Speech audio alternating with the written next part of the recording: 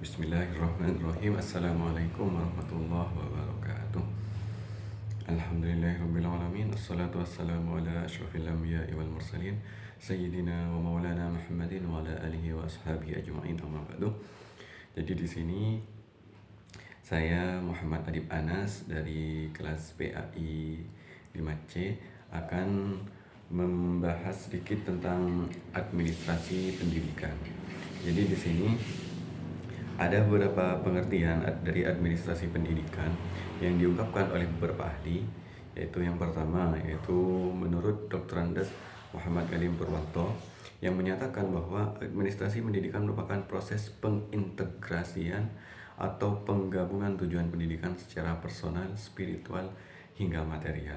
Adapun menurut Kemendikbud RI itu mengartikan administrasi pendidikan sebagai seluruh proses yang berkaitan dengan kegiatan pendidikan melalui pengarahan, kemudian perencanaan, kemudian pengkoordinasian, pembiayaan, pelaporan hingga pengawasan dalam rangka mencakup tentang pendidikan. Jadi dari sini dapat kita simpulkan bahwa administrasi pendidikan itu seluruh proses yang berkaitan dengan kegiatan pendidikan, baik itu tentang perencanaannya, kemudian pembiayaannya, kemudian pengelolaannya, dan sebagainya. Jadi seperti itu. Untuk apa? Untuk atau agar tujuan pendidikan bisa tercapai. Kemudian, administrasi pendidikan juga dapat diartikan suatu kerjasama untuk mencapai tujuan pendidikan atau juga proses untuk mencapai tujuan pendidikan dimulai dari seperti tadi yang sudah dijelaskan, perencanaan, pengorganisasian, pengarahan, penilaian, dan semacamnya. Nah, semua proses ini semata-mata hanya untuk agar tujuan pendidikan itu tercapai. Jadi seperti itu. Kemudian, adapun unsur-unsur yang harus ada di dalam administrasi pendidikan. Yang pertama, maka harus ada 2 orang atau lebih. Karena kalau cuma 1 orang, maka administrasi pendidikan tidak akan berjalan sebagaimana mestinya. Jadi harus ada 2 orang atau lebih yang akan melaksanakan perencanaan, kemudian pengelolaan, pembiayaan, dan sebagainya.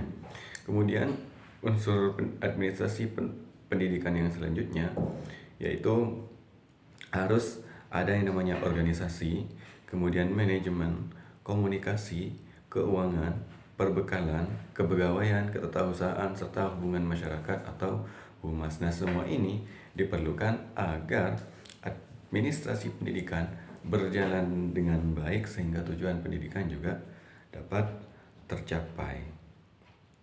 Nah, adapun tujuan administrasi sendiri menurut Sergio Fani dan Carver dilihat ke dalam 4 tujuan dasar yang ditekankan di dunia pendidikan, yaitu yang pertama, menciptakan efektivitas produksi, efisiensi, kemampuan menyesuaikan diri, serta membangun kepuasan kerja.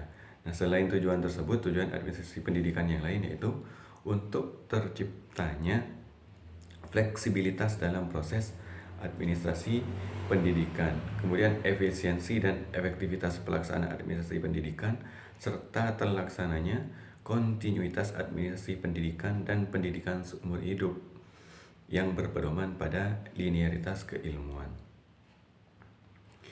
Nah, di sini administrasi pendidikan juga bertanggung jawab membentuk serta melahirkan peserta didik yang berkualitas.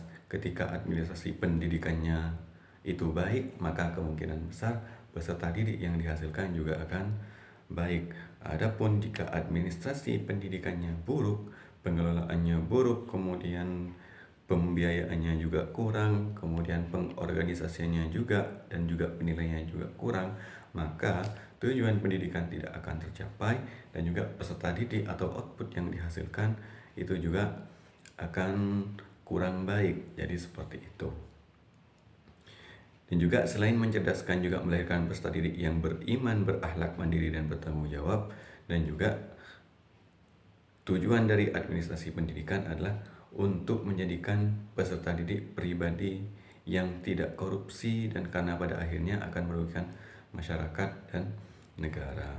Nah, di sini yang selanjutnya adalah peranan administrasi pendidikan.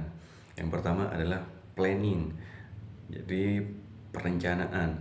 Maka di setiap organisasi dimanapun itu dan apapun jenis bentuk organisasinya, maka planning sangat diperlukan, apalagi di dalam dunia pendidikan. Jadi di dalam administrasi pendidikan harus ada yang namanya planning atau perencanaan yang matang, sehingga pendidikan berjalan dengan sebagaimana mestinya, dan administrasi pendidikan juga berfungsi untuk itu, berfungsi agar merencanakan pendidikan yang lebih baik lagi ke depannya. Kemudian pengorganisasian dan juga ada koordinasi. Nah, hal ini harus dilandasi dengan komunikasi yang baik. Maka perlu adanya koordinasi yang baik antar sesama subjek dan objek dalam dunia pendidikan, agar pendidikan berjalan dengan baik dan maksimal. Jadi mungkin itu saja yang bisa saya sampaikan. Kurang lebihnya saya mohon maaf. Wassalamualaikum warahmatullahi wabarakatuh.